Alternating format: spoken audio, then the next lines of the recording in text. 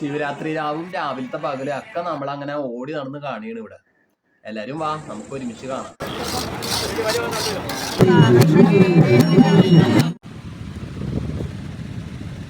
Hello കൂട്ടുകാരെ, നമ്മളിന്ന് ശിവരാത്രി രാവ് കാണാൻ ആസ്വദിക്കാനൊക്കെ ആയിട്ട് ഇത് ആലുവ മണപ്പുറത്ത് വന്നിട്ടാ. മഹാശിവരാത്രി കാണാൻ ആലുവ മണപ്പുറത്ത് വരാന്ന് പറഞ്ഞു കഴിഞ്ഞാൽ അത് വലിയൊരു സന്തോഷം തന്നെയാണ്.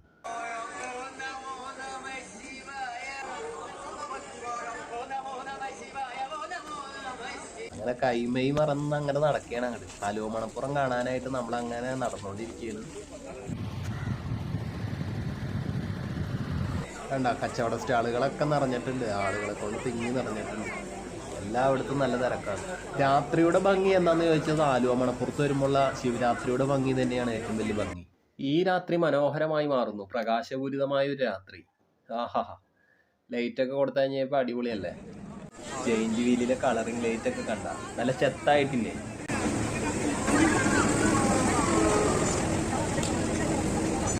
ഇവിടെ ആകെ റെഡ് കാർപ്പറ്റ് വെച്ചത് നന്നായിട്ടുണ്ടല്ലേ, നല്ല രസമല്ലേ, നല്ല ഭംഗിയായിട്ടുണ്ട്. അതുപോലെ തന്നെ മരണക്കിണറും കിടിലിനായിട്ടുണ്ട്. കൊച്ചു ചെറുപ്പം മുതൽ ആലുവ മണപ്പുറത്ത് പോകാന്ന് പറയുമ്പോൾ വലിയ സന്തോഷമാണ്. കാരണം അത് പറഞ്ഞറിയിക്കാൻ പറ്റാത്ത അത്ര സന്തോഷമാണ്. അത് ഇവിടെ വരുമ്പോഴാണ് നമുക്കത് പൂർണ്ണതയിലെത്തണത്. ഇവിടെ വരികയും ഈ തിരക്കുകളിലൂടെ ഇങ്ങനെ നടക്കുകയും ഇവിടുത്തെ ഓരോരോ കാഴ്ചകൾ കാണുകയൊക്കെ ചെയ്യണമെന്ന് പറഞ്ഞാൽ ഒരു ആനന്ദം തന്നെയാണ് അത്. ആലുവയുടെ ഏറ്റവും വലിയ സന്തോഷം എന്താണെന്ന് ചോദിച്ചാൽ അതെനിക്ക് പറയാനുള്ളത് ആലുവ മഹാശിവരാത്രി തന്നെയാണെന്നാണ്. ശിവരാത്രി ദിവസം ഈ മണ്ണിൽ ഇങ്ങനെ വന്നിരുന്ന് ഒരു കടുങ്കാപ്പിയൊക്കെ കുടിച്ച് ഇവിടുത്തെ അന്തരീക്ഷത്തിൽ മനം ചേർത്ത് വെച്ച് അങ്ങനെ ഈ രാവിനെ പുൽകുമ്പോൾ പുണരുമ്പോൾ ഒത്തിരി സന്തോഷമാണ്. ക്ഷേത്രത്തിന് ചുറ്റിലും ഭജന മണ്ഡപത്തിലൊക്കെ ആളുകൾ തിങ്ങി നിറഞ്ഞിട്ടുണ്ട്. മഹാദേവൻ സ്വയംഭൂ ശക്തിയാണ്, പ്രപഞ്ചത്തിന്റെ നാഥൻ. അപ്പൊ ആ പ്രപഞ്ചത്തിന്റെ നാഥനെ കാണാനായിട്ട് എല്ലാവരും ഇങ്ങോട്ട് കടന്നു വന്നുകൊണ്ടിരിക്കുകയാണ്. ഏതൊരാളുടെ മനസ്സിലും ശിവനാമങ്ങൾ പൂവിടുന്നു. അത്യാനന്ദകരമായ രാത്രി, മഹാശിവരാത്രി. കൂട്ടുകാർക്ക് മഹാശിവരാത്രിയുടെ ഐതിഹ്യം അറിയോ? അതെന്താന്ന് വെച്ചാൽ, ദുർവാസാവു മഹർഷി ഒരിക്കൽ ദേവലോകത്തെത്തി. നല്ല മണമുള്ള പൂമാല ആയിട്ടാണ് ദുർവാസാവു മഹർഷി വന്നത്. ആ നേരത്തെ ഇന്ദ്രദേവൻ ഐരാവതത്തിന്റെ പുറത്തേറി അവിടെ എത്തി. ഇന്ദ്രദേവനെ കാണാൻ വേണ്ടിയിട്ടാണ് ദുർവാസാവു മഹർഷി അവിടെ വന്നത് തന്നെ. ഐരാവതം എന്ന് പറയുന്നത് അറിയാലോ, ഇന്ദ്രദേവന്റെ യാത്ര ചെയ്യാനുള്ള വാഹനമാണ്, വെളുത്ത ആന. അങ്ങനെ ദുർവാസാവു മഹർഷി ആ മാല ഇന്ദ്രദേവന് സമ്മാനമായിട്ട് കൊടുത്തു. ഇന്ദ്രദേവനും സന്തോഷത്തോടു കൂടി ആ മാല വാങ്ങി നമ്മുടെ ഐരാവതത്തിന്റെ മസ്തകത്തിന് നല്ല ഭംഗിയിൽ അങ്ങോട്ട് അലങ്കരിച്ച് വെച്ചു കൊടുത്തു. കുറച്ച് കഴിഞ്ഞപ്പോഴാണ് പണി ആകെ പാളിയത്. കാരണം നല്ലപോലെ സുഗന്ധമുള്ള മാലയിലേക്ക് തേനീച്ചകളും വണ്ടുകളും മറ്റു പ്രാണികളൊക്കെ കടന്നു വരാൻ തുടങ്ങി. മൂളി പറന്നവർ നമ്മുടെ ഐരാവതത്തിന്റെ നെറ്റിയിലും കണ്ണിലും മുഖത്തൊക്കെ അങ്ങോട്ട് പറന്ന് കളിച്ചു. കഷ്ടം തന്നെ. ഐരാവതത്തിന് നല്ലപോലെ ദേഷ്യം വന്നു. പിന്നെ ഒന്നും നോക്കിയില്ല, തുമ്പിക്കൊണ്ട് മാല അങ്ങോട്ട് തൂക്കിയെടുത്ത് ഒറ്റ ഏറാണ്ട് കൊടുത്തു. ഇന്ദ്രദേവൻ സത്യത്തിൽ ഞെട്ടിപ്പോയി. കാരണം ദേഷ്യക്കാരനായ ദുർവാസാവു മഹർഷി ഇതങ്ങ് കണ്ടാലോ എന്നാണ് അദ്ദേഹം പേടിച്ചത്. പക്ഷെ അത് കാണുകയും ചെയ്തു. മഹർഷി ആ വഴി വന്നപ്പോൾ തന്നെ ഈ സംഭവം കണ്ടു. ഏറെ സന്തോഷത്തോടു കൂടി കൊടുത്ത ദിവ്യമായ പൂമാല ചിതറിത്തെറിപ്പിച്ച് നശിപ്പിച്ച് കളഞ്ഞത് കണ്ട് ദുർവാസാവു മഹർഷി ഇങ്ങനെ ശപിച്ചു. ദേവലോകത്തിന്റെ സർവ്വ ഐശ്വര്യവും ക്ഷയിച്ചു പോകട്ടെ എന്നുള്ള ശാപമേറ്റ് ക്രമേണ ദേവലോകത്തെ ഐശ്വര്യം മങ്ങി. ദേവന്മാർക്കെല്ലാം പെട്ടെന്ന് വയസ്സായി. അവരൊക്കെ പെട്ടെന്ന് വയസ്സന്മാരായി മാറി.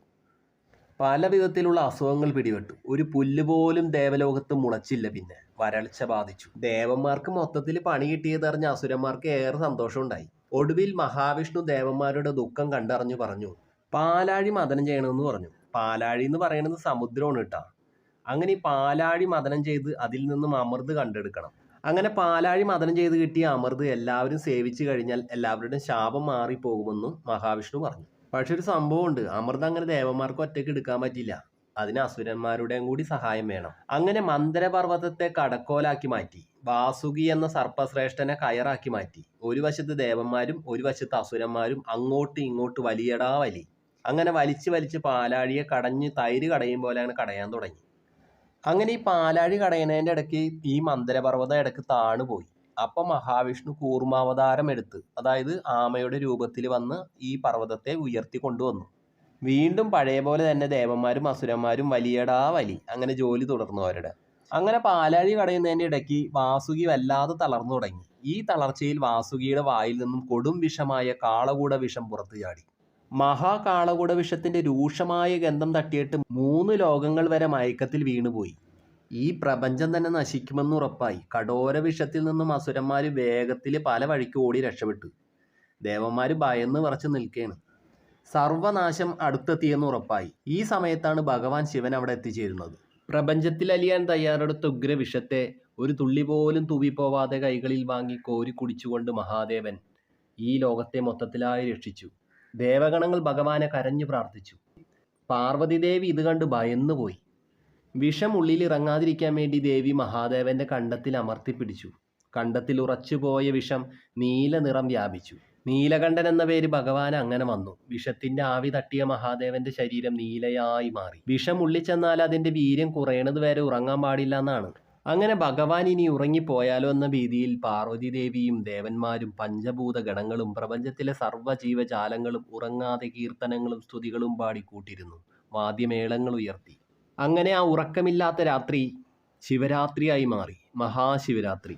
അങ്ങനെ ഈ പ്രകൃതിയുടെ പ്രപഞ്ചത്തിന്റെ ഈ ലോകത്തിന്റെ പ്രാണൻ മഹേശ്വരൻ നിലനിർത്തി. മഹാദേവനായ പരമശിവൻ പരബ്രഹ്മ സ്വരൂപിയാണ്. മൃത്യുവോ ജനനമോ ആദിദേവനുണ്ടാകുന്നില്ല. അത്രയേറെ ഈ പ്രകൃതിയുടെ പ്രാണൻ മഹേശ്വരനിൽ നിലകൊള്ളുന്നു. അങ്ങനെ വീണ്ടും പാലാഴി കടഞ്ഞു. അങ്ങനെ ഐശ്വര്യപൂർണമായ പല വസ്തുക്കളും പാലാഴി കടഞ്ഞപ്പോൾ കിട്ടി. ഒടുവിൽ അമൃതം ലഭിച്ചു. അപ്പോൾ ഇതാണ് കൂട്ടുകാരെ മഹാശിവരാത്രിയുമായി ബന്ധപ്പെട്ട് കിടക്കുന്ന ഐതിഹ്യം. രാത്രി അങ്ങനെ ഉറക്കമില്ലാതിരിക്കുകയാണ്.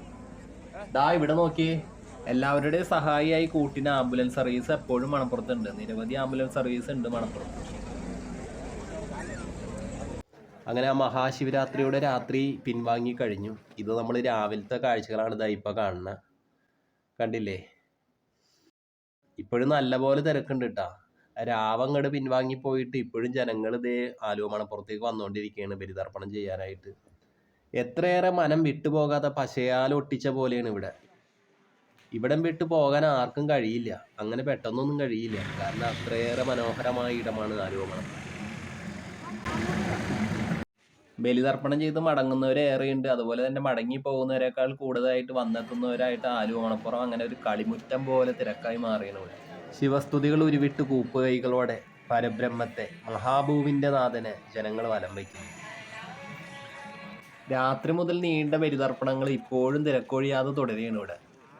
പിതൃമോക്ഷത്തിനായിട്ട് മനമൊരുകി പ്രാർത്ഥിച്ച് ഈറനോടെ പവിത്രം ധരിച്ച് അരിയിട്ട് പൂവിട്ട് ഉദകം പകർന്ന് ദർഭ ധരിച്ച് ബലിതർപ്പണം ചെയ്യുന്നു. മുട്ടിമുട്ടി കൂട്ടുപിടിച്ച് കഥകൾ പറഞ്ഞു കിടക്കും പോലെ ഇലച്ചീന്തുകൾ പുഴയിൽ അങ്ങനെ നിറഞ്ഞു കിടക്കണുണ്ട്. അങ്ങനെ വെയിൽ തെളിഞ്ഞു പരന്ന് ഇച്ചിരി കടുപ്പൊക്കെ കൂട്ടി തുടങ്ങിയിട്ടുണ്ട്. ഇത് കണ്ടില്ലേ, ആകെ മൊത്തത്തിൽ ഇച്ചിരി കടുപ്പൊക്കെ കൂട്ടി വന്നേക്കാണ് വെയിൽ. സർപ്പപ്രീതിക്കായിട്ടുള്ള പാട്ട് ഇതേണ്ട ഉള്ളുകുളിർന്ന് കാതിരിമ്പമായി മാറുന്നുണ്ട്. പിതൃമോക്ഷ പുണ്യത്തിനായിട്ട് ഇലച്ചീന്തിൽ ഒരു ഉരുള ചോറ് ഇവിടെ ഇങ്ങനെ ഈ ക്ഷേത്രമുറ്റത്ത് നമുക്ക് ഇലച്ചീന്തിലായിട്ട് ഇങ്ങനെ വയ്ക്കാം. ദുരിത സങ്കടങ്ങൾ മുഴുവനായിട്ട് അഗ്നിയിൽ എരിഞ്ഞു തീരട്ടെ. എള്ളുതിരി ചിരാതകൾ ഇവിടെ നിറയെ കാണാം. കണ്ടില്ലേ, ചിരാതകൾ അങ്ങനെ എരിഞ്ഞുകൊണ്ടിരിക്കുകയാണ്. മനം നിറഞ്ഞ പ്രാർത്ഥനയുമായി മണപ്പുറം ദേവരുടെ മണ്ണിലൂടെ ഏവരും അങ്ങനെ നീങ്ങുകയാണ്. ക്ഷേത്രത്തിനകത്ത് നല്ലപോലെ തിരക്കുണ്ട്. പ്രപഞ്ചം നിർമ്മിക്കുന്നതും പരിപാലിക്കുന്നതും പരിവർത്തനം ചെയ്യുന്നതും എല്ലാം പരമശിവനാണ്. അതുകൊണ്ട് തന്നെ ആലുവ മണപ്പുറം ദേവരുടെ മണ്ണിലേക്ക് എല്ലാവരും നിറഞ്ഞ മനസ്സോടുകൂടി കടന്നു. മതിയാവോളം ചുക്കുവെള്ളം കുടിക്കാനുള്ള സ്റ്റാൾ ഇത് ഇവിടെ ഒരുക്കിയിട്ടുണ്ടായിരുന്നു. നമ്മളിവിടുന്ന് മടമടാന്ന് 2-3 ഗ്ലാസ് വെള്ളം കൂടെ കുടിച്ചു.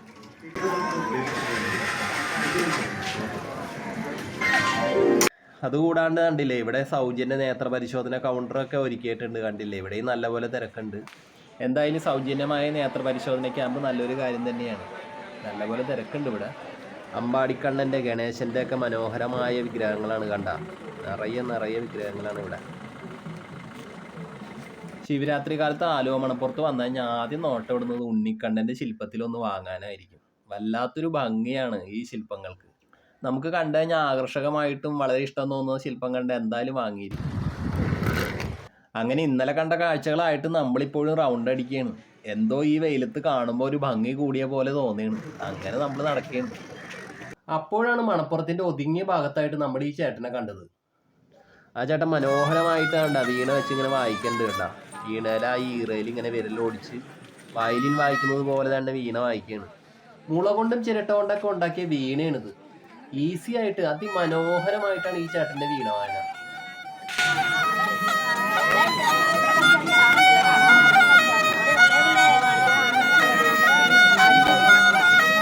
എത്ര ആൾത്തിരക്കുണ്ടായിട്ടും ഇവിടെ കണ്ട നിറയെ പ്രാവുകളുണ്ട്. അവർക്കാരും പേടിയൊന്നുമില്ല. അവരങ്ങനെ മതിച്ച് നടക്കുകയാണ് ഇവിടെ. വെയിൽ എത്ര കുത്തിയൊലിച്ച് വീണാലും കച്ചവടത്തിന് ഒരു മടുപ്പൊന്നുമില്ല. അതാ കണ്ട ഇവിടെ ഒരു അമ്മയും മറ്റുള്ളവരൊക്കെ ആയിട്ട് വേണ്ട നിലത്ത് ഇങ്ങനെ കുത്തിയിരുന്ന് വെയിൽ വകവയ്ക്കാതെ കച്ചവടം ചെയ്യണം. നോക്കി കരിമ്പ് കണ്ട, കരിമ്പ് മണപ്പുറത്ത് വരുന്നവരിൽ 90% പേര് വാങ്ങും, അത് ഉറപ്പാണ്. കവണകൾ, ചീപ്പുകൾ, ഒരു കൂട്ടം മാലകൾ, വളകൾ, കമ്മലുകൾ ഒക്കെ ഇവിടെ ഉണ്ട് കേട്ടോ. അത് കണ്ടില്ലേ? വെയിലും ഉണ്ട്, വെയിലിൻ്റെ കൂടെ നല്ലപോലെ ചൂടും ഉണ്ട്. പക്ഷേ ഈ പൊതികൾ തീരുന്നതിനനുസരിച്ച് കപ്പലണ്ടി ചട്ടിയിലിട്ട് വറുത്ത് പാകമാക്കി എടുക്കണേ ചേച്ചി. ഇത് കണ്ട നായ്ക്കുട്ടികളുടെ തലകുലിക്കുള്ള ഇരിപ്പ് കണ്ടില്ലേ? നല്ല രസമില്ല കാണാനായിട്ട്, അടിപൊളിയല്ലേ സംഭവം, കിടുക്കൻ. ചറപറ വിലപേശിയും കണ്ണിൽ തളഞ്ഞതൊക്കെ വാങ്ങി അങ്ങനെ തിരക്കിൻ്റെ തോളിൽ കൈയിട്ട് നടക്കുകയാണ് ഇവിടെ. ഉത്സവ തിമിർപ്പ് എന്ന് പറഞ്ഞാൽ ഇതാണ്, ഒരു തില്ലം തില്ലം തില്ലാന സ്റ്റൈൽ. പൊടി പാറ്റിയുള്ള ഉത്സവമേളം അങ്ങനെയും നമുക്ക് പറയാം. ആഹാ, അടിപൊളി ചെത്ത് മാലകൾ തൂക്കിയിട്ടാണ് നോക്കി, സംഗതി കൊള്ളാം അല്ലേ?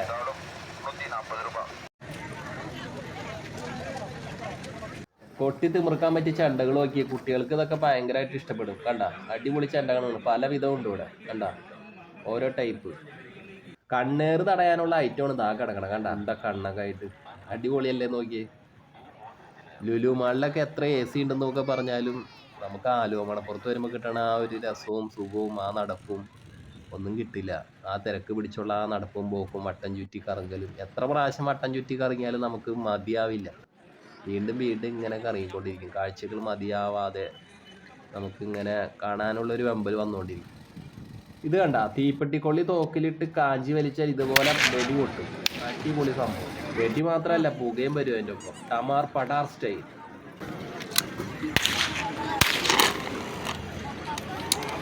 ഈ ചുവന്ന വിരിയിട്ടതിൻ്റെ ഭംഗി വെയിൽ കൊണ്ടപ്പോഴേ കൂടിയെന്ന് തോന്നണം അല്ലേ? നല്ലപോലെ അങ്ങോട്ട് ചുവപ്പ് അങ്ങോട്ട് വന്നിട്ടുണ്ട് വെയിൽ കൊണ്ടിട്ട്. എന്തായാലും പൊടി നല്ലപോലെ കുറഞ്ഞിട്ടുണ്ട്, അതെന്തായാലും നന്നായി. പണ്ട് നമ്മൾ ഇഷ്ടം പോലെ കഴിച്ചിട്ടുള്ള 90 കാലഘട്ടത്തെ മിഠായി പാക്കറ്റുകളാണ് ഇതായിരിക്കണതൊക്കെ. കണ്ടില്ലേ? പലവിധ പാക്കറ്റുകളാണ്. അന്ന് നമ്മൾ 25 പൈസക്കും 50 പൈസക്കൊക്കെ വാങ്ങി കഴിച്ച മിഠായികൾ ഇന്ന് പാക്കറ്റുകളായിട്ട് വന്നിരിക്കുകയാണ്. കണ്ടില്ലേ? എഴുതിയിട്ടുണ്ട് കുരുമുളകുണ്ട്, ചുക്കുണ്ട്. കുരുമുളകും ചുക്കൊക്കെ നമുക്കൊന്നും അറിയാത്തതല്ല. കുസൃതിയോടെ കരയുന്ന കുരുന്നിനെ എടുത്തുകൊണ്ട് ഒരു അമ്മ പോണണ്ട. ആ അമ്മമാരെന്തോ പറയുന്നുണ്ട്. എന്തോ കയ്യിലിരിക്കുന്ന കളിപ്പാട്ടം പോരാതെ മറ്റെന്തോ കണ്ട് കൊതിച്ച് കരയാണ് പാവം. അങ്ങനെ ഒരിക്കൽ കൂടി നമ്മൾ തൊട്ടിയാട്ടത്തിന്റെ അരിയിലെത്തി. അതായത് നമ്മുടെ ജയിന്റ് വീൽ. ആലുവ മണപ്പുറത്ത് വരുമ്പോൾ തന്നെ ആദ്യം നമ്മുടെ കണ്ണി കയറി കൊളുത്തണത് ജയിന്റ് വീലായിരിക്കും. ആ ഉയർന്നുള്ള നിൽപ്പിലേക്ക് എല്ലാവരും നോക്കിപ്പോകും. അങ്ങനെ നമ്മൾ ഇന്നലെ രാത്രി കണ്ട കാഴ്ചകൾ ഇതാ ഇന്ന് നല്ല നിറവെട്ടത്ത് കാണുകയാണ്. കണ്ട അങ്ങനെ നടന്ന് അങ്ങോട്ട് പോകുമ്പോൾ കണ്ട കുട്ടിക്കൂട്ടങ്ങളുടെ വട്ടം ചുറ്റുന്ന വിമാനങ്ങൾ. ഈ വിമാനങ്ങളിൽ കയറി റൗണ്ട് അടിച്ചു കഴിഞ്ഞാൽ അടിപൊളിയായിരിക്കും അല്ലേ? ജയ് ഹനുമാൻ. ഇത് കണ്ട കുട്ടിത്തമുള്ള റൈഡ്, മോട്ടോർ കാറിൻ്റെ സ്റ്റൈലാണ് ഇതിന്. സംഭവം കൊള്ളാം, അടിപൊളിയല്ലേ? അങ്ങനെ ഇന്നലെ കണ്ട കാഴ്ചകളായിട്ട് നമ്മളിപ്പോഴും റൗണ്ട് അടിക്കുകയാണ്. എന്തോ ഈ വെയിലത്ത് കാണുമ്പോൾ ഒരു ഭംഗി കൂടിയ പോലെ തോന്നിയാണ്. അങ്ങനെ നമ്മൾ നടക്കുകയാണ്. വീണ്ടും നമ്മൾ മരണക്കിണർ കണ്ടിട്ടാ. ഇതാ നിൽക്കുന്നു നമ്മുടെ മരണക്കിണർ. കളർ വെളിച്ചമൊന്നും ഇല്ലാണ്ട് നമ്മൾ മരണക്കിണർ കണ്ടിട്ടുണ്ട്. ഇപ്പോഴും ഓർക്കുകയാണ് കേട്ടാ ഇതിലെ വരുമ്പോൾ. ഇപ്പോഴും പണ്ടത്തെ ഒരു ഓർമ്മയാണ്. കാരണം ആലുവ മണപ്പുറത്ത് വരുമ്പോൾ മൃഗശാല എപ്പോഴും ഉണ്ടാവുമായിരുന്നു പണ്ടൊക്കെ. സിംഹം, മുതല, കുറുക്കൻ, ഒട്ടുമിക്ക ബിരുദന്മാരെയും മൃഗശാലയിൽ കൊണ്ടുവരും. മൃഗശാല കണ്ടുപിടിക്കണമെങ്കിൽ മരണക്കിണറിൻ്റെ അടുത്ത് വന്നാൽ മതി. അതുപോലെ മരണക്കിണർ കണ്ടുപിടിക്കണമെങ്കിൽ മൃഗശാലയുടെ അടുത്ത് വന്നാൽ മതി. ഈ രണ്ടും അടുത്തടുത്തായിരിക്കും എപ്പോഴും. അതെന്തിനും ഇങ്ങനെ വെക്കണമെന്ന് വെച്ചാൽ മോട്ടോർ സൈക്കിളിൻ്റെ ഒച്ചയും ബഹളമൊക്കെ കേട്ട് പാവം നമ്മുടെ മൃഗങ്ങൾ ജാഗരൂകരായിട്ട് ഇരിക്കുമല്ലോ.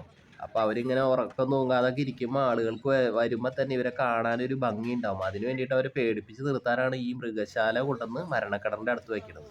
കാലക്രമേണ ജീവനുള്ള മൃഗങ്ങളെ കൊണ്ടുവരുന്ന മൃഗശാല എന്ന പരിപാടി അങ്ങോട്ട് നിർത്തിക്കൊണ്ടുവന്നു. അത് നന്നായി. എന്തായാലും ഈ വെയിൽ കണ്ടില്ലേ, നമ്മളിപ്പോൾ കാണുന്ന വെയിൽ കണ്ടില്ലേ? ഈ വെയിലൊക്കെ കൊണ്ടല്ലേ ആ പാവങ്ങൾ ഇങ്ങനെ കൂട്ടിക്കിടക്കുന്നത്, അനങ്ങാനോ തിരിയാനോ പറ്റാതെ.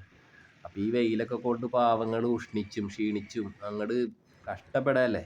അപ്പോൾ ആ മൃഗശാല എന്ന് പറഞ്ഞ പരിപാടി കൊണ്ടുവന്ന രീതികൾ നിർത്തിയത് തന്നെ അത്രയേറെ നന്നായിന്ന് ഇപ്പോൾ തോന്നിയത്. എത്രയേറെ ഇതിൽ ചുറ്റിയടിച്ചിട്ടും ആ രസം മനസ്സിൽ നിന്ന് മായണില്ല. ഈ വഴിയിലൂടെ വീണ്ടും നമ്മളാണ് മുന്നോട്ട് നടക്കുകയാണ്. അത് നോക്കിയേ, കുടകളൊക്കെ ചൂടി അമ്മമാരും ചേച്ചിമാരൊക്കെ പോണത് കണ്ട. ഒട്ടും മടുപ്പില്ലാതെ അങ്ങനെ കാഴ്ചകളൊക്കെ കണ്ട് എല്ലാവരും അങ്ങനെ നടക്കുകയാണ്. ഇത് കണ്ട കുട്ടിക്കൂട്ടങ്ങളുടെ ഹീറോ നിൽക്കണണ്ട ചോട്ടാ ഭീം മുന്നിൽ നിൽക്കുന്ന വണ്ടികൾ കണ്ട. അങ്ങനെ നിരത്തി പിടിച്ച ഒരു ട്രെയിനാണ് ഇട്ടത്, ചെറിയൊരു ട്രെയിനാണിത്.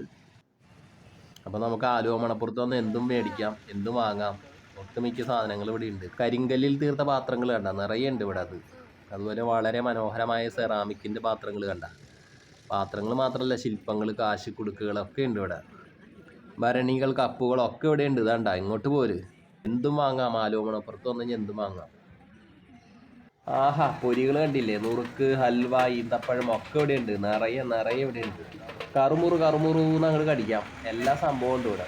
അപ്പോൾ മനം നിറയെ കാഴ്ചകൾ, കണ്ണിറയെ കാഴ്ചകൾ, എത്ര കണ്ടാലും മതിയാവാതെ വീണ്ടും നമ്മൾ ചുറ്റിയടിച്ച് കണ്ടുകൊണ്ടിരിക്കുകയാണ്. ജനങ്ങളങ്ങനെ മനം നിറഞ്ഞ് നടക്കുകയാണ് ഈ വഴിയിലൂടെയും ആ വഴിയിലൂടെ ഒക്കെ. ആലുവ മണപ്പുറം സ്വന്തം വീട് പോലെ ആയി തീർന്നേക്കുകയാണ്.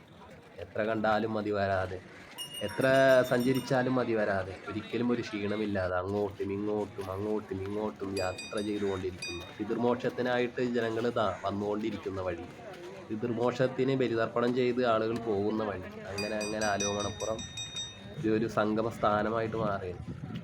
വളരെ സന്തോഷം നിറഞ്ഞ ഒരു നിമിഷങ്ങൾ തന്നെയാണ് ഇവിടെ ഉള്ളത്. എത്ര കണ്ടാലും മതി വരാതെ, എത്ര വന്നാലും മതിയാവാതെ ആലുവ മണപ്പുറം നമ്മുടെ മനസ്സിൽ അങ്ങനെ നിറഞ്ഞു നിൽക്കുക. അപ്പോൾ ഏവരോടും സ്നേഹം. നമുക്ക് വീണ്ടും കാണാം. ഓക്കെ, ടാറ്റാ.